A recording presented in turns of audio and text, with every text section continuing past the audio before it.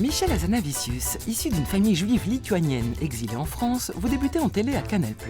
Formé à l'école des nuls, vous y faites vos armes de scénariste et de réalisateur. Golden Boy de la pub à la fin des 90s et champion du détournement d'archives avec la classe américaine, vous enchaînez ensuite avec OSS 117, 2 pastiches de James Bond avec Jean Dujardin et votre femme Bérénice Bejo. On les retrouve également à l'affiche de 10 artistes, votre chef-d'œuvre muet, noir et blanc, en hommage à l'âge d'or du cinéma hollywoodien, récompensé notamment par 6 Césars et 5 Oscars, dont celui du meilleur film. Changement de registre, vous tournez ensuite The Search, sur la guerre en Tchétchénie. Puis Le Redoutable, un biopic sur Jean-Luc Godard incarné à l'écran par Louis Garrel. Et à présent, vous sortez votre 8e opus, Le Prince oublié, un conte familial et enchanté mené par Omar Sy. Vous avez fait quoi avant de faire du cinéma, vous, Michel? C'était quoi votre rêve de gamin? C'était déjà ça? Mais alors, quand j'étais tout petit, on m'a demandé qu'est-ce que tu veux faire, j'ai dit futur curieux. Mais je ne sais pas très bien, maintenant... C'était quoi? Futur curieux, mais maintenant j'ai oublié ce que ça voulait dire, mais je sais que je voulais être futur curieux. Et je me dis, je ne suis pas si loin que ça, en fait. Non, c'est pas mal. Ouais, c'est pas mal. Et donc vous avez fait des études de cinéma, Michel? Non, du tout. Pas du tout, hein. Non, du tout. J'ai fait des études d'art. Mhm. J'ai fait une école nationale, donc quand même un peu... Qui consistait en quoi?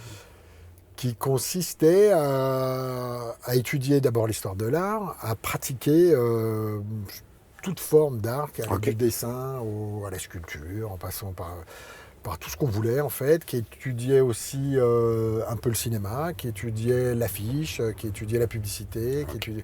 En fait, ça a été... alors je suis resté 2 ans.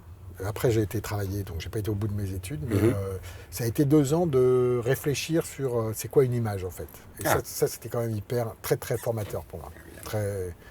Et quand vous dites je suis allé travailler, c'était la télévision, Ouais, tout de suite? Canal+, ouais. C'était pas la télévision, hein, c'était Canal+, attention. C'était la télévision, Ouais. Michel. Non, c'est pas la télévision, c'était Canal+.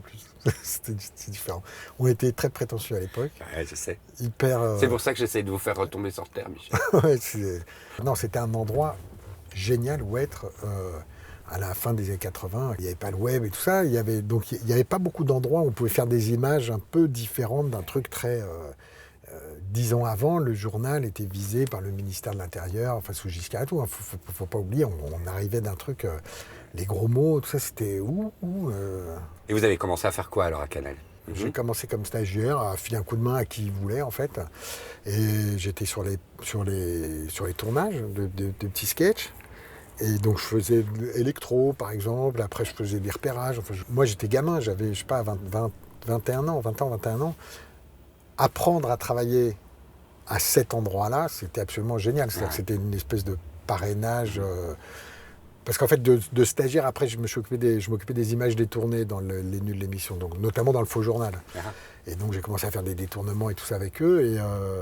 Et donc, je ne sais pas s'ils ont eu conscience de me parrainer ou quoi, mais moi, je l'ai un peu quand même vécu comme ça. Parce que le détournement, ça va marquer le début de votre carrière, finalement. Ouais, alors Avec Derrick contre Superman, ça détourne la classe américaine, ce qu'on appelle le grand détournement. Exactement. Ça, c'est quand même quelque chose de très important.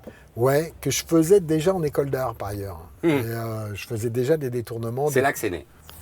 Attention, ce film n'est pas un film sur le cyclisme. Merci de votre compréhension. C'est pas mal, ça, le pince sur la cravate. C'est la classe. Mais au fait, toi, d'où tu viens? Moi, je suis juif. Tu es juif, toi? Oh oui, je suis juif. Et si tu veux tout savoir, je suis même juif arabe. Juif arabe? Je préfère les séfarades, tu sais. À mon avis, juif et arabe, c'est bizarre. Moi, j'aime pas les gens bizarres. Ah merde, je peux pas encadrer les nazis. Qu'est-ce qui fait l'objet culte, selon vous, dans le grand détournement? Pourquoi c'est à ce point adulé? Je crois qu'un truc très important, c'est que ce n'est pas de la marchandise. C'est-à-dire que ça ne s'achète pas, personne ne gagne de l'argent dessus, et donc c'est hors circuit. Et je pense que c'est un truc à peu près unique dans l'histoire du cinéma, quoi. C'est-à-dire c'est gratuit, en fait. Moi, j'ai toujours été stupéfait par le succès et par l'autonomie de ce film. C'est-à-dire qu'en gros, nous, on a fait, comme on n'avait pas de 100% les droits des films qu'on a détournés, Le producteur, il a dit, on met cette cassette sous clé et plus personne ne voit ce film. Et en fait, le truc a survécu tout seul, toc, toc, toc. Oui, comme un organisme vivant, quoi. Exactement. Donc moi, je suis complètement extérieur.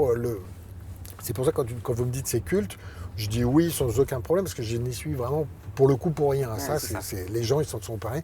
Et c'est des tarés. Hein. Il y a des mecs, il y a quelqu'un qui a tout refait, comment dire, numériquement, enfin, complètement dingue en fait. Je sais, ouais. À la fois, c'est très beau, et à la fois, c'est un peu flippant. Mais, Complètement.